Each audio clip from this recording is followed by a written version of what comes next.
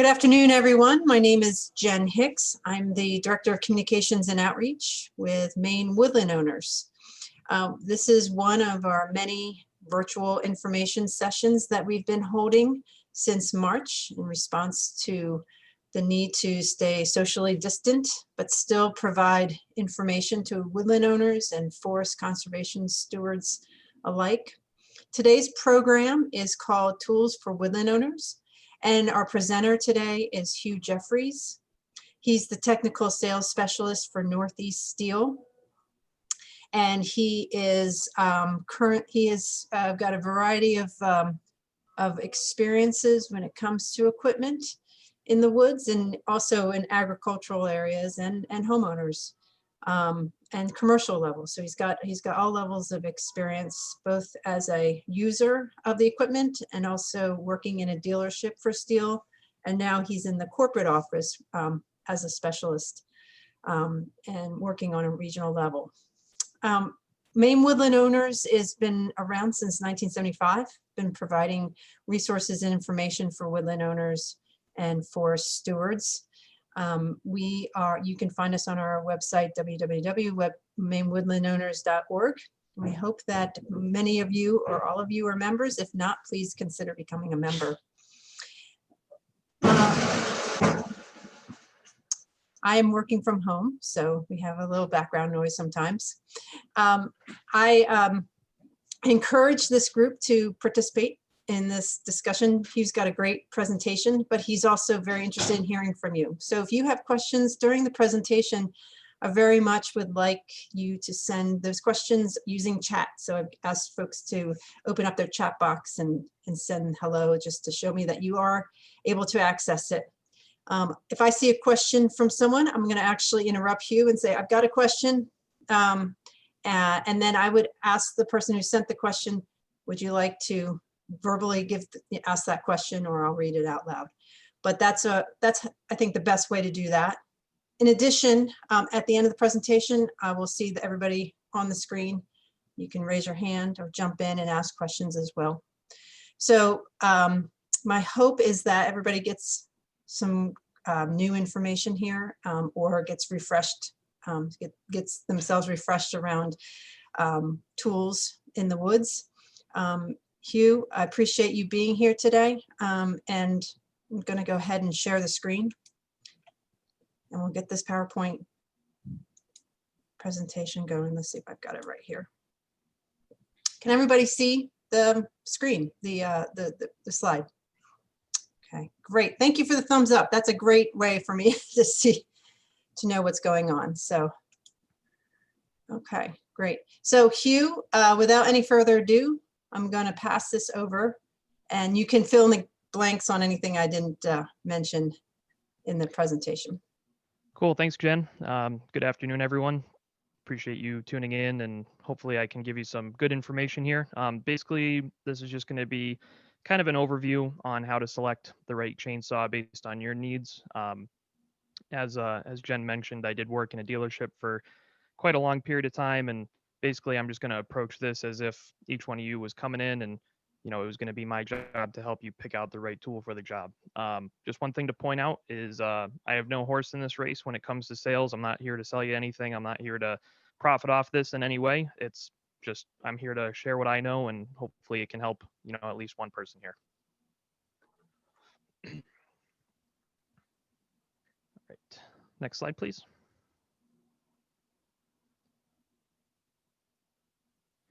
So just a quick about me, technical sales specialist at Northeast Stihl. Northeast Stihl services the New England states and also Pennsylvania, New York, New Jersey. So there's actually 4 other what we call TSSs in the field. And basically we are the demo guys. So my primary job with Stihl is to basically just drive around and meet with commercial landscapers, loggers, municipalities, and just show off the equipment that we have, occasionally perform repairs in the field, basically just in-field sales support at kind of like from a hands-on perspective. So it's a pretty neat job. Myself, like Eastern Connecticut, Rhode Island, Eastern, basically all New Hampshire. So it's quite a bit of driving. I've done like 35,000 miles since the beginning of the year, but I wouldn't trade it for anything. And I'm really happy to. I worked in a dealership for about 5.5 years. It was a small kind of mom and pop shop, and Stihl was one of the lines of equipment that we had. Fortunately, it was the only line of two-cycle equipment we had. So, um, it was basically we sold Stihl because we believed in it.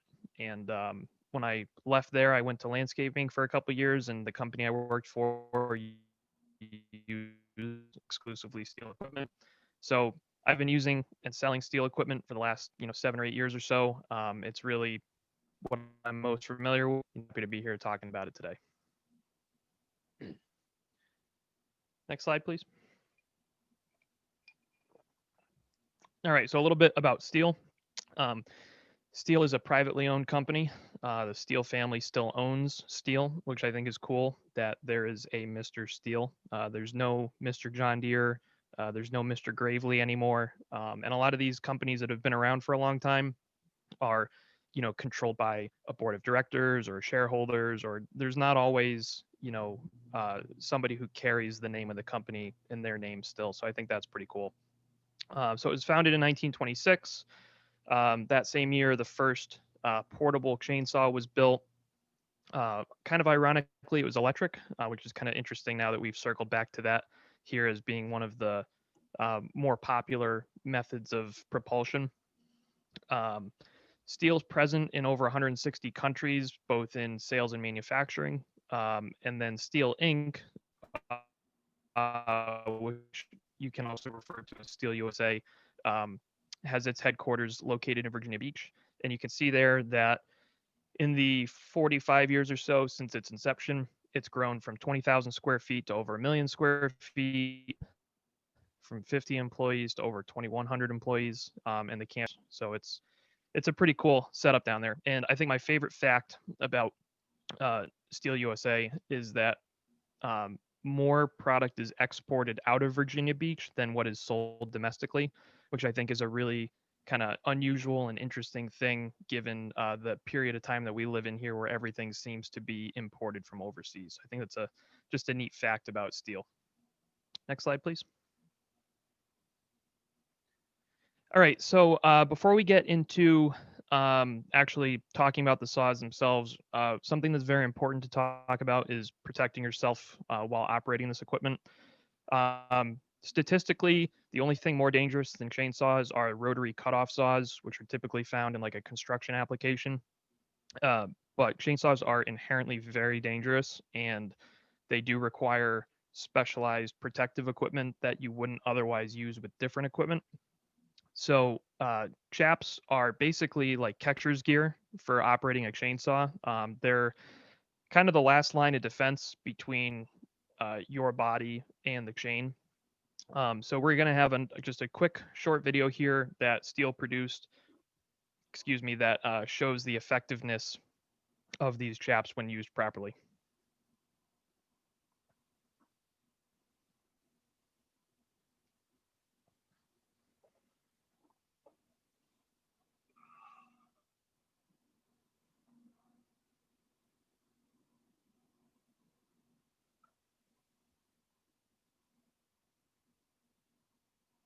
I don't think we're getting audio there, Jen.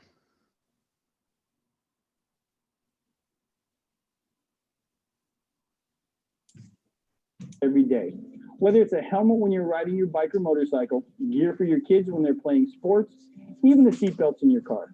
And it makes just as much sense, and it's just as important to wear personal protective items when you're operating your power tools as well, like your gasoline-powered chainsaw. In particular, chaps are extremely important because they're designed to quickly stop the moving chain on your gasoline-powered chainsaw if it were to accidentally come in contact with your leg. Without chaps, that could be a very serious accident, and at worst, even fatal. As you can see in this example, our MS-271 is cutting a hard piece of wood, and you can see it cuts the wood very quickly. Just imagine how damaging it could be if that were your leg, and the chain on the saw running at full speed accidentally came into contact with your leg. We'll show you how a pair of Stihl protective chaps with a verdict throw fibers can reduce the chances of you becoming seriously injured by a moving chain on your saw if it were to come into contact with your chaps. We've racked our new pair of chaps on this log. With our MS-271 running at full speed, Louis is going to make contact with our chaps. As you can see, the chain on the saw stopped almost instantly. The verdict throw fibers in the chaps, when exposed to the chain cutting through the outer layer, have clogged up the cutting system of the chainsaw and stopped the rotating chain. So, how did our lock fare in this demonstration? The chainsaw never broke through the inner layer of the chap. Now, it's important to understand that no one can guarantee that an injury will not occur or will be less severe because an operator wears chaps. The actual degree of protection afforded will vary with the speed of the chain, the time and angle of contact, power, and torque of the saw, and similar factors. In this case, the operator would have been better off, but they are not intended to substitute good safety procedures. A couple of important points about your chaps. Your instructions that come with your chaps will give you instructions on washing and drying them. Chaps will perform their best when washed prior to their first use. And in the event that your chainsaw comes in contact with your chaps and cuts into the avertic fabric layer, the chaps should be replaced immediately as they have lost their protective effectiveness. But still, as you can see, a new pair is a small price to pay for your safety. So if you use a chainsaw, make sure that you wear your chaps and other personal protective equipment that is recommended in your instruction manual that came with your saw. Thanks for watching. And please, stay safe.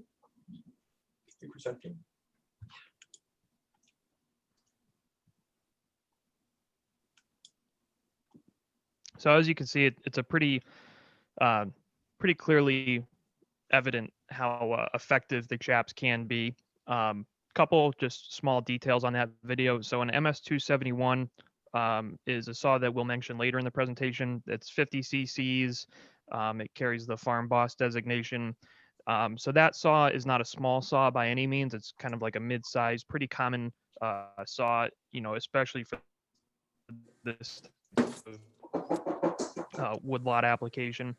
Chaps too that they showed, I believe, are the 6-ply version. So we have a 6 and a 9-ply. And when I was in the dealership, basically what I told people is common sense tells me let's put more plies between us and the chain than less plies. There's a whole range of, different styles of chaps. If you want ones that wrap all the way around the back of the leg, if you want ones that clip, some zip, some have pockets. So it's not something where you have to wear these gaudy, uncomfortable, poorly fitting, pants in order to, add that additional layer of safety. There are definitely different styles and sizes available. Price range to $130, so pretty inexpensive for the degree of protection that they offer. Not to make light of this situation, but $80 to $130 is usually going to be less than your copay at the emergency room. So that's one way to look at it. And the final thing I'll say about chaps is, if you talk to anyone that's ever run a chainsaw, whether they're a novice or an experienced, operator, everyone that's ever picked up a chainsaw has a story about, oh yeah, this one time I was cutting and I wasn't paying attention and I nicked myself, but I was, inches away from going to the emergency room. So chainsaws are dangerous. Statistically, they are one of the most dangerous tools out there. So, as said, protecting yourself with the appropriate equipment cannot be overstated. So next slide, please, Jen. All right, so now we're going to get into the actual process of how to pick out the right saw. So in this picture, we have the largest and the smallest saws offered by Stihl. On the left is an MS-170, which is just a 30 cc residential grade, 16-inch. That's your entry-level price point saw. And on the right is a beast. It's called an MS-880. It's 120 cc's, 8 power. It runs a bar up to 5 feet long. This was actually a saw that I sold, and it was the only one that I've ever sold of that size. It was actually used in a milling application for like making tabletops in like an Alaskan sawmill. And so it just goes to show that there's a saw out there for everyone. Can be confusing. If you ask people who work at Stihl, some will kind of give you a little smirk and say that we might make too many saws. But hopefully through this presentation, I'll be able to show you how to narrow that down and make it more easy to digest as far as the information goes. Next slide, please. So just a little kind of housekeeping thing. Stihl uses a pretty consistent model numbering system for all their equipment. So it's a 2-letter prefix, usually a 2 or a 3 number model number, and then sometimes up to 2 letters as a suffix. So the prefix is going to indicate the type of equipment. So MS is actually the abbreviation for Motorsagen, which is German for chainsaw.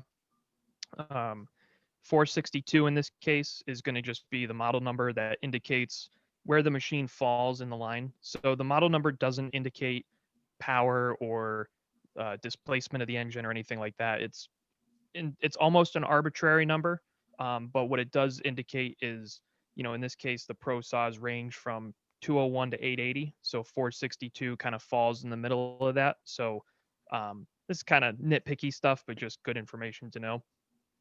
And then the suffix, in this case, CM, C indicates that there's a feature present on the machine, and M indicates that it's a Stihl M-tronic carburetor, which is basically a self-adjusting carburetor that accounts for differences in like elevation, air temperature. Basically, it prevents you from having to tune the saw periodically as the weather changes. So all that together would read as an MS462CM, and that's what those letters and numbers mean. Next slide, please. So in order to simplify picking out a saw, we're going to break it down into 3 kind of selling components and then apply them to the 3 basic product categories that exist. So the 3 kind of elements that we're going to look at are going to be the power, the weight, and the features of the saws. And we're going to figure out, based on everyone's individual need, how do they benefit from each of those 3 categories. And then we're going to apply what we figure out there to the 3 types of saws, which are going to be referred to as the residential or an occasional use saw, farm and ranch, or a frequent use saw, which is probably going to be the most common in this group, I would imagine. And then finally, the professional or the extensive use saw. Next slide, please. So the first thing we got to do is pick the power that we want. So as you can see, there's 3 types of power currently available for chainsaws. We've got corded electric, lithium-ion battery, and then traditional 2-stroke gasoline. So corded electric is 120 volt, typically found on smaller residential grade saws. I don't see this being something that's going to be particularly relevant to a wood, but this would be something that you would use more around the house. Obviously, the benefits here, you plug it in and it runs. So there's no batteries, there's no fuel. You just plug it in. Add to that is you have to carry a cord around with you. You're limited by the length of the extension cord. And because corded electric is kind of a less popular form of power on chainsaws, it's really limited, a ton to choose from here. So we'll move on to the lithium-ion battery, which, quick note on battery stuff, it's no joke about battery stuff. And I can tell you, when I worked in the dealership, battery stuff was brand new and it was expensive and it was not powerful enough and it did not compare well to a gasoline saw. That has changed and it's going to continue to change. Demarcation right now is about 40 cc's. So anything 40 cc's and smaller, battery is there. That applies to chainsaws, string.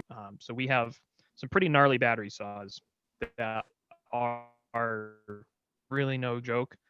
And especially if maybe you have an old Jeep or a Gator or something that you use to travel around your property and you just have to cut selectively, maybe you're doing trail maintenance, that sort of thing.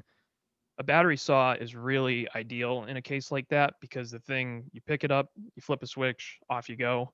You don't have to start, stop, and start and stop, and you know, bring gas out in the woods with you and that sort of thing. So battery is really, it's only going to continue to get better. So obviously benefits to the battery equipment. It's quiet. There's no fumes. There's no gas. And also, as with many cordless products, whether it's drills or what have you, the batteries do interchange with other Stihl products. Challenges currently faced by lithium-ion battery is runtime, which I only included that because I know that people are going to offer that as like a rebuttal. Runtime is really pretty good right now. Most of our saws we can get 40 battery, and the recharge time is about equivalent. So in most cases, if you have 2 batteries and a charger, you can run the thing indefinitely. Finally, 2-stroke. This is probably what everyone's most familiar with. Benefits here: you have more power here than anywhere else. You also have more models to choose from here than anywhere else. And obviously, the challenges are going to be it's noisy, it vibrates, it's smelly, and there is more environmental impact to consider when you're running a gasoline saw. Next slide, please, Jen. So the next thing we have to consider is going to be the weight of the saw. So here I've kind of broken it down into 3 categories. We've got our small, medium, and large saws. Typically speaking, the weight and the power are going to increase together. That's a little bit less the case when it comes to a professional saw, just because of the way that those are built. They're able to maintain a lighter weight despite the increase in power. But in the interest of keeping it simple, our small saws are going to range from a 10 to a 16-inch length bar. Typically, they're going to weigh between 6 and 10 pounds. And you can see there are occasional, frequent, and extensive use categories. Medium saws, I think this is probably going to be the one that's most applicable to this group. They range from 16 to 25 inches in bar length. They weigh anywhere from 10 to 13 pounds. So these are going to include most of your farm and ranch saws, as well as some of your larger homeowner saws and some of your smaller professional saws. They're going to go anywhere from 18 to, like in that other picture, 59-inch bar length. The weight is going to be anywhere from 14. I think the 880 weighs like 22 pounds. And at this point, we've basically weeded out all the homeowner saws. So we're just going to have predominantly professional, but also some of the larger farm saws present in this category as well. Next slide, please. And then the final thing to consider is going to be features. So, as with most things in life, we have different varying levels of features present that can make saws more comfortable, more powerful, easier to use, lighter in some cases. And it's really just a matter of figuring out what is important to you and deciding accordingly. So myself, if I had to probably put one priority on a feature, it would be something that's going to be lightweight. So I haven't put all the features on this slide just because there's really too many to list, and this is where a helpful salesperson at the dealership can kind of help narrow this down a bit more. So without getting too technical, a lot of the professional saws use a magnesium crankcase, which is a very strong and lightweight material. So that is an example of how a saw can remain powerful while still being, lightweight and easy to handle. That being said, in the suffix of the model number, like we talked about earlier, the letter C is going to indicate the presence of some sort of feature. So in this case, the CE designation is going to refer to this easy to start recoil system, which is basically an assisted recoil design that uses a second spring, which helps pull the saw over kind of more smooth and just with less wear and tear on your shoulder. So if we kind of reverse engineer this, if somebody walks into a dealership and they, maybe they're in their later 50s or 60s, or maybe they had shoulder surgery at some point, that person is going to benefit from a saw that is easier to pull over as opposed to one that's more difficult to pull over. So that would be a feature to look for. Some other features include the captive bar nuts. which is just nice when you go to take the chain off the saw, or the bar rather. The bar nuts on the side of the chainsaw cannot fall off and be lost. They're actually part of that cover. And basically the user is going to determine what features are important to them, and then the features that they select are going to kind of help narrow down the saws that are available to them, just because not all features are found on all saws. So for example, that easy to start recoil is something that you're typically going to find on the smaller, kind of more residential grade saws. And the magnesium crankcase that I was talking about, as well as those captive bar nuts, are something that's going to be found more on commercial grade saws. So in some cases, what you are looking for is going to determine what your options are, which again is just a method to kind of narrow down that field of 30 plus saws, maybe to even 2 or 3, to make that decision easier. Next slide, please.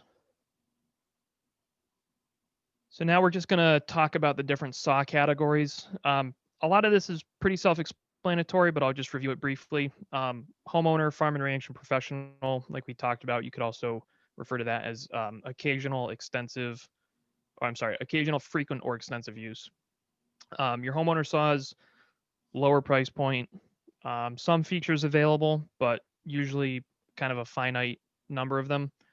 Bar sizes up to 18-inch, best used for just around the house. If a tree comes down in a storm, maybe you do a quart of firewood a year, just to, maybe you're not heating with wood, but occasionally you like to have a fire. That would be, appropriate use for that type of saw. And there's some examples listed below. Farm and ranch saws are going to be your mid price point. So this is going to be kind of like, say, $400 to $600. They're powerful. They're kind of like the pickup truck of the lineup. Very few features available, kind of heavy, but they have some power and they're pretty durable. Good bang for the buck. 5 inches, and they're best used for, firewood. So say you do 4 to 6 quart a year and you heat with firewood, that would be appropriate. Or if you have a larger property that you need to conduct maintenance on, the farm and ranch saws would be good. And then finally, professional. This is the cream of the crop. They're expensive. They start at $2,000. Most features available. Pro saw. Greatest variance, meaning, most of these homeowner and farm and ranch saws, they kind of hover around a certain size physically. The pro saws, we go from 10 pounds to 20 pounds, 16-inch to 59-inch. You can really kind of find anything you're looking for there. And as such, they're kind of able to do any job as well. Hugh, can you hear This is me? kind of alluding to the next slide. Yep. You're cutting out a bit, so just, I don't know if there's anything that can be done, but just wanted to let you know that. Okay. When was the last time that I was clear? I would say that last few, why don't you repeat a couple, that last section? I think you were talking about the farm and commercial. Okay. Yeah, can we go back to that previous slide, please?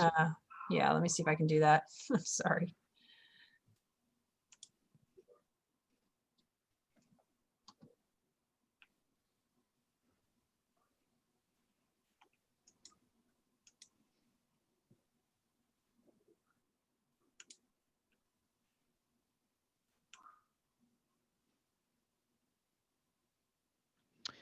So your farm and ranch saws, like I was saying, they're kind of like the pickup truck of, they're going to be kind of lacking in features, but they're going to have good power, good durability, good price point, good all around.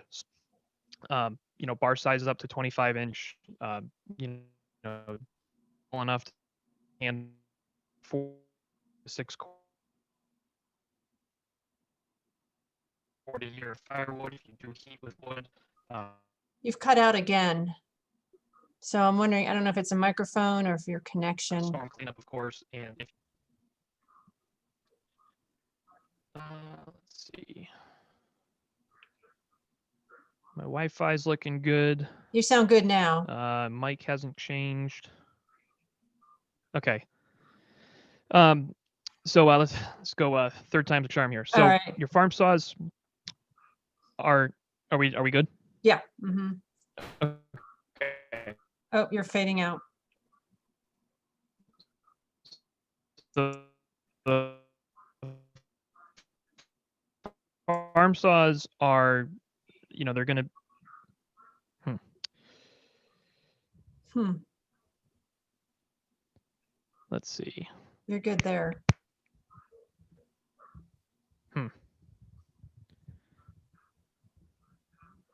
There Is was a that little, working?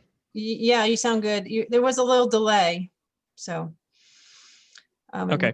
So I don't know. Yeah, I think if this doesn't work, I'll just unplug the mic setup and just talk into the computer. Okay. So your farm saws are going to be, from a value perspective, a very good option. They have good power. They're heavier than some, but not the heaviest.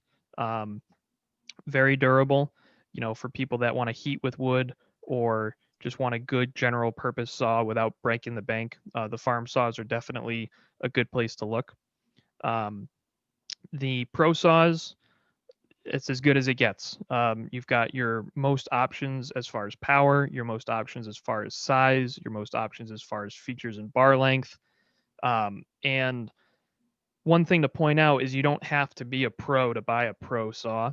And in many cases, homeowners, lot owners, people who are not tree professionals can still benefit from features found on professional saws. So it was quite common, in fact, when I worked in the dealership, that we would sell professional saws to homeowners because they were still able to reap the benefits of features found on those saws, both features themselves as well as the power, the weight, the construction, that sort of thing. So when you go into your dealership, don't put your blinders on, because it may be the case that the professional model is the one for you. If we could go to the next slide, please. So just a quick summary before I make a recommendation for my personal pick. As said, the three things that you want to consider when you're looking at this equipment is the power that the saw offers, which can be measured in the bar length. It can be measured in the engine horsepower. And you also want to consider if you want to go with gasoline, battery, or electric. Consider the weight of the machine, what's going to be comfortable for you to operate over a long period of time, what's going to reduce your fatigue as you're operating the saw. And then, what features are relevant and important to you. Do you want something that is as light as it gets? Do you want something that starts easier, as far as the pulling is concerned? Different things to consider like that. And so those three things is really how you can simplify this purchase down to, a couple talking points. And just a quick aside, when I worked in the dealership, we sold tractors, we sold zero-turn mowers, we sold farm and ag tractors from 20 to 85 horsepower. Power, weight, and features is how you buy anything. So I assume most folks in here are landowners, such that they have tractors or gators or whatever. And, a lot of purchases can seem daunting and overwhelming, and there's an abundance of information, sometimes to a fault. I like to use the phrase paralysis by analysis. Power, weight, and features is like to at least get a handle on what you're looking at. Of course, purchases based on size do require additional information or finesse or whatever you want to call it. But those three factors can really help pick out a piece of equipment, at least initially. So just something to consider. So with that being said, we're going to go to the next slide, and I'm going to show you my favorite chainsaw and the one that I typically recommend people. This 261 is one of the smaller professional saws. It is available with a 16, an 18, or a 20-inch bar. It lists for $600 with a 20. So to put that in perspective, it's about $100 more than your average farm and ranch saw, which in my opinion, I'm a big proponent of the buy once, cry once mentality, where if you're going to spend the money, just do it once, do it right. And, you know, exactly, do it once, do it right. So the 261 is 50 cc's. It makes 4 horsepower, but it's only 10.8 pounds. So again, perspective wise, your lightest farm saw is 2 pounds heavier and makes less power. So, you know, as we were saying with the professional saws, typically you're going to have the most desirable power to weight ratio. And for me, that's a big one because that leads right into, you know, one of the features for me, which is the crankcase being magnesium. It's light, it's durable, um, it's able to sustain a high power level for a long period of time without the saw actually wearing out. And again, you know, no one's ever going to complain about a saw being too comfortable to run. And for me, the lightweight of the 261 is really what sets it apart. Um, you know, in most cases, it's my experience that, you know, trees in the Northeast typically aren't, you know, you're not dealing with like the stuff in the Pacific Northwest where you're getting these 4 or 5 foot trees. So in most cases, to clear or maintain a lot, a 20-inch bar is plenty. And to be able to do that with a saw that's light, easy to handle, and reasonably priced is just what makes the 261 my favorite saw. I keep one in my truck for demos all the time. When I was in the dealership, it was probably the saw that I recommended most commonly. And yeah, it's an excellent saw. So I guess this will be the only part of the presentation where I make any sort of sales pitch, which is if you're looking for a good saw and you can work with a 20-inch bar or smaller and you want something that's light and it's going to last forever, you know, no joke, probably 25 to 30 years, the 261 is a clear pick in my opinion. Next slide, please, Jen. So just kind of quick wrap up stuff. You know, in addition to chainsaws, you know, Stihl obviously builds, you know, premium quality equipment, including, you know, pulp saws, leaf blowers, rotary cutoff saws, as well as hand tools and PPE as well. A lot of the equipment is built right in Virginia. And kind of a neat fact is Logrite is one of the companies that Stihl works with for like PVs, cant hooks, and other logging equipment. And that's actually built right in my hometown, which is Tallinn, Connecticut, which I think is pretty cool. Stihl puts a lot of value into the dealer. So I'm happy to help going forward. I would recommend going to your local Stihl dealer, meeting them, checking out the equipment, and seeing what they have to offer. If you're not sure who your local Stihl dealer is, you can just type Stihl dealer locator into Google and it'll bring you right to the Stihl USA site. And you can just punch in your zip code and it'll show you everyone in your sells and services Stihl equipment. So we're more than just chainsaws, but obviously today the focus was chainsaws, but we have a full complement of equipment that you can use to help maintain your property and your woodlot. So that's all I have. Thank you everyone for listening. Sorry for the little technical difficulty we had there in the middle. And if anyone has any questions, I would be happy to answer them at this time. Thanks, Hugh. Appreciate that. Everybody kept their chats to themselves during your presentation, but I'm hoping we have some good questions here from our folks in attendance. So go ahead and you can raise your hand. I can see everybody. I see Richard Nass. You're the first question asker. Hi, Hugh. Thanks for doing this. I've been looking forward to this discussion. I've got a question for you. It's been bugging me for 1.5 years now. I'm really into your battery saws. They are fabulous. But about a year and a half ago, you started advertising a one-handed small pruning saw. And I talked with my dealers and everybody heard about it, but nobody saw one. Well, here's my question. What happened to that saw? So that is the GTA 26 pruner. And the quick backstory was, if you look at most battery manufacturers, Milwaukee, DeWalt, whoever, most companies have a big battery and they have a small battery, and that's how they're able to kind of discern their tools. Stihl has always had a big battery, and the first kind of foray into the little battery world was a garden shear, almost like a small hedge trimmer called an immensely popular, still is. And the follow-up to that was the pruner. And I don't know if it was a production issue or a forecasting issue, but the short version is not enough of them got built. And they sold exception. You factor in the stimulus money earlier this year, you factor in, folks wanting to be outside, getting all their yard work done. So to be able to go down and get this pretty, sexy little hand pruner for $149.95, that came in a cool case and everything, they sold even better than was ever expected, and production just couldn't keep up. So those went on back order in like April, and it actually got to the point where dealers were not able to order them for a period of time because the orders were coming in so much more rapidly than production could keep up with. So it's super unfortunate that they're not available now because they would make an excellent Christmas gift.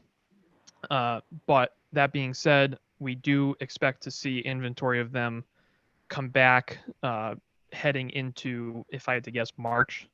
So that thing is awesome. I have one. I have not showed it to anyone in the last 9 months because I know that we can't get them right now, but they are really cool. And I would expect to see that battery platform continue into other small tools as well. I know we have a holster coming out for that thing. So you can go, full 007 with your yard work. And yeah, so I'm sorry that I can't wave a magic wand and tell you that they're coming back, next Tuesday, but it's a really cool piece, and hopefully we have them back soon because I'd really like to be out there showing them to people. That's a better story than I had. So it is coming, basically. I thought maybe something was wrong with it. They decided not to produce it, but No, it was, I have, so within the walls of Stihl, I am merely a low brick on the wall, and but I'll tell you, I'll give it to you straight. There's no sense in beating around the bush on it. My guess is that they didn't forecast enough units to be produced, and then when Corona hit and global production chains got disrupted. People don't know this, but Stihl's actually the largest consumer of raw plastic for injection molding in the United States. So when you deal with various suppliers, to get these raw materials to make, whatever components go into a piece of equipment, if that supply chain gets disrupted, then it throws everything for a loop. And that's the case that we've experienced this year with multiple units, not just the GTA 26. Thanks, Hugh. You're welcome. Thanks for your question. Larry, did you want to jump in?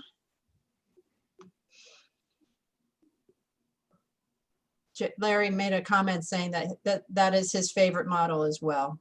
Yeah, that's as good as it gets. And kind of the neat thing is, before the 261, it was called an MS260. Before that, it was called an 026 Pro. And every iteration of that saw has been excellent and powerful and durable. There's 026s from these that are still working at an excellent platform.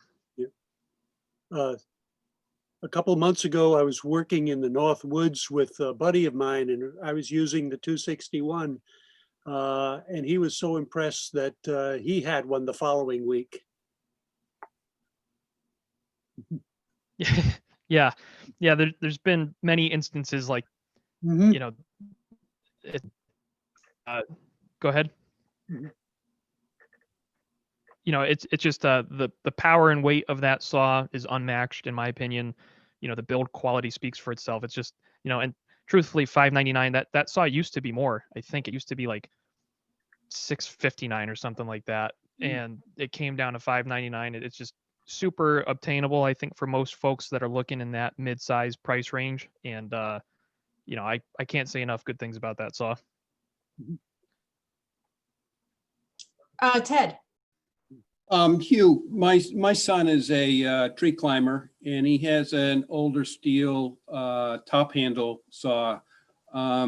What does Stihl have available for top handles, and what do you suggest? So there are 4 top handles available currently, 1 battery and 3 gas. It would be good to know what model top handle he currently has to make a appropriate recommendation for a new one. That being said, the MS201T, T to indicate top handle, is the kind of flagship top handle saw currently. It replaces the old MS200T, which is like the mythical, you know, best top handle there ever was type saw. It's kind of the cult following it has now. So the 201 is your top of the line, professional, as good as it gets, you know, top handle gas saw, capable of running a 16-inch bar, which is pretty large for that application. Price point on that, I think I can just pull it up here. I think it's like 7. Let's see. Yeah, so a 201 is right around $700. And then for your maybe smaller startup tree company, or maybe a landscaper that occasionally does tree work and doesn't want to tie up that kind of money, we have an MS194T, which is a little bit less powerful, stripped of a couple features that the 201 has, and it hovers around about $350 or so. And then the final gasoline saw is called an MS151. It's I call it the teacup saw. It's tiny. It weighs like 5 pounds. More of a pruning saw than something that you could climb a tree and top a tree with. That saw, because of its weight, is a little bit more expensive. It's $500. So those 3 are kind of, you know, your small, medium, large, so to speak, of gasoline top handles. The 201 is definitely the most popular, just because typically people that are looking at top handle chainsaws are buying it for a commercial application where they have to work with this thing every day. It's, you know, putting food on the table for them, that sort of thing. So they just go right to the top. About a year and a half ago, we launched an MSA 161. So if we go back to our, you know, the discussion earlier on model numbers, the letter A indicates that the tool is so Motorsagen A battery chainsaw. So the MSA 161 runs a smaller bar. It's more comparable to the one, more for like a pruning application, but there again, it comes with all the benefits of battery, in the sense that you don't have to start and stop the thing every time you want to use it. You can just, you know, push a button basically and the thing's going. So with all that being said, the 201 is kind of the blanket answer for top handles, because it has the most power. It's, you know, the most durable construction. Top handle saws typically lead a pretty hard life. You know, it's not a piece of equipment that is often used lightly, or carefully, so to speak. So I'd probably recommend a 201, but as said, it would be nice to know what it's replacing, because the 201 may be absolutely the right machine for the job, and it might also be substantially larger than what he's used to. So That's awesome. Thank you. thank you. The overall length of the pole saw fully extended, I think, is like 13 feet. Let's see.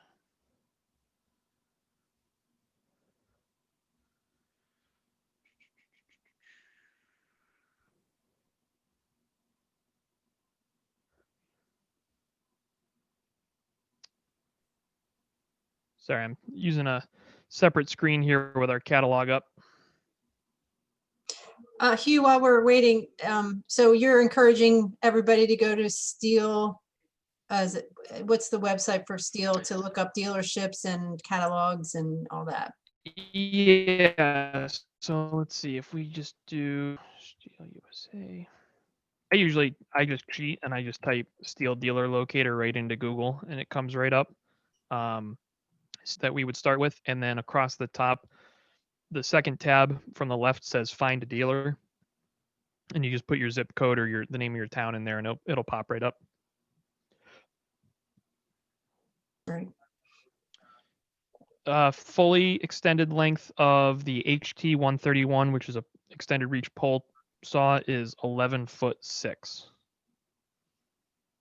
Okay, thank you. You're welcome. Hugh, question here. Go ahead, Yes, Bill. please.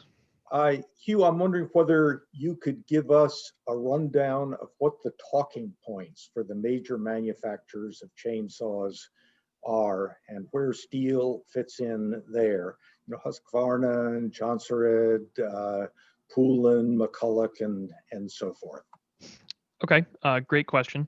So, I suppose all of you folks are going to take this with a grain of salt just because obviously I worked for Stihl, so I'm going to have some bias. More than that, Stihl is the only piece of equipment in two-stroke world that I've ever sold or run. When I worked in the dealership, we did, repair different models of saws as well beyond Stihl, so I have some experience encountering other makes and models.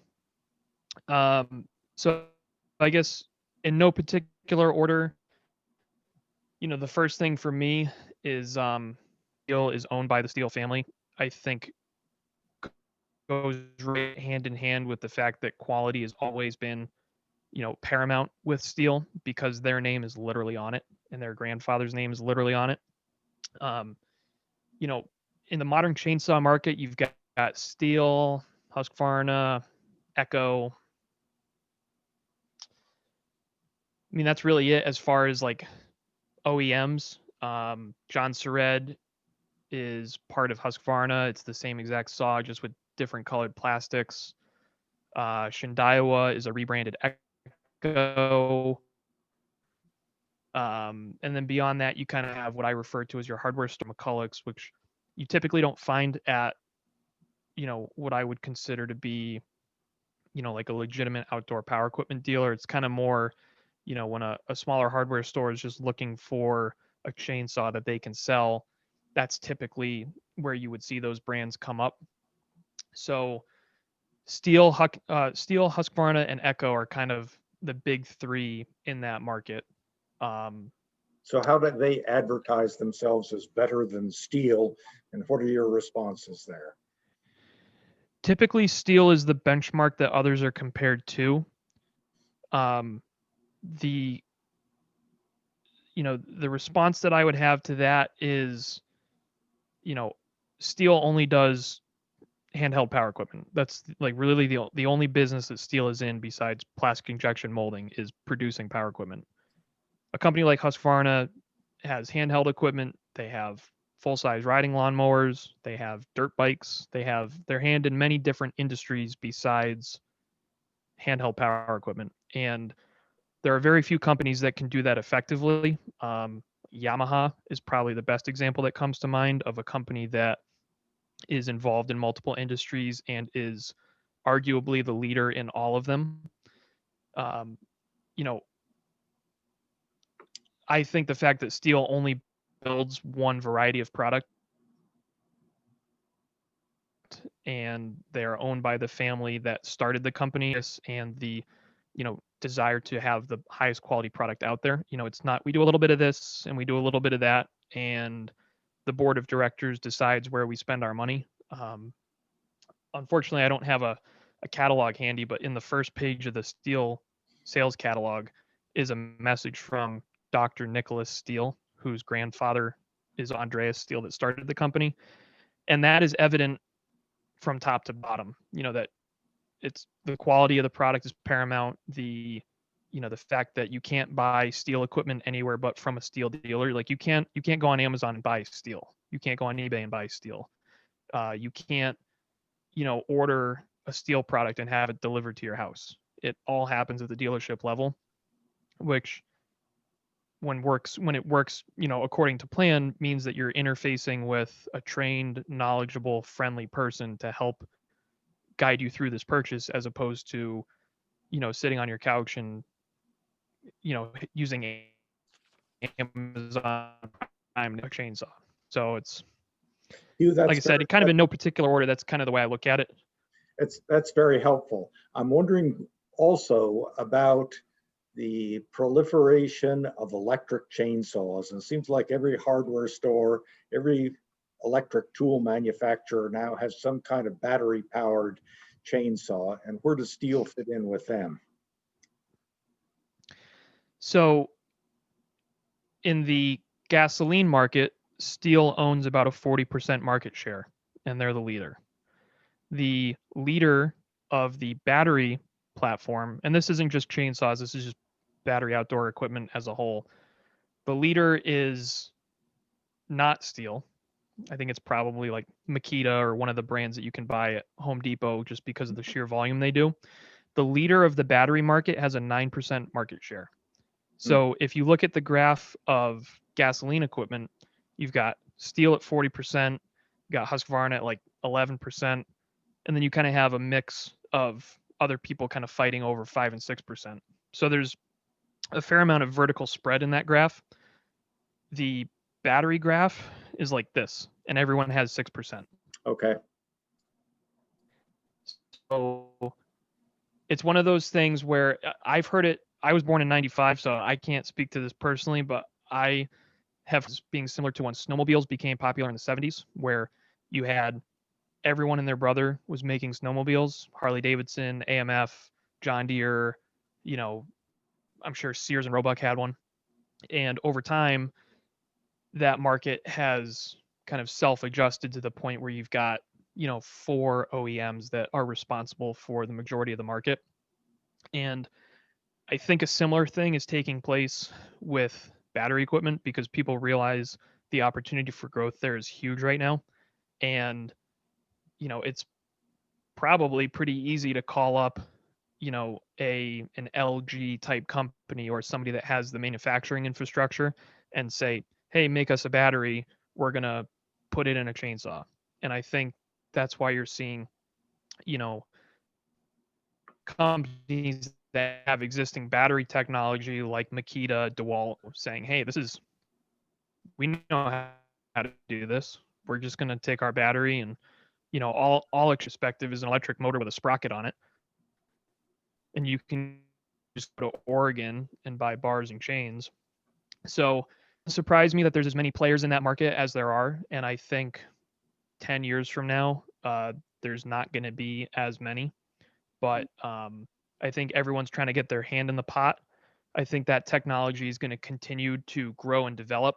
Obviously, everyone is able to see what's going on with the automotive market. So I don't think battery technology is going to replace gasoline chainsaws, at least in the next 20 years. I don't think, there would have to be several like quantum leaps in power technology in order to achieve what a big gasoline saw can achieve.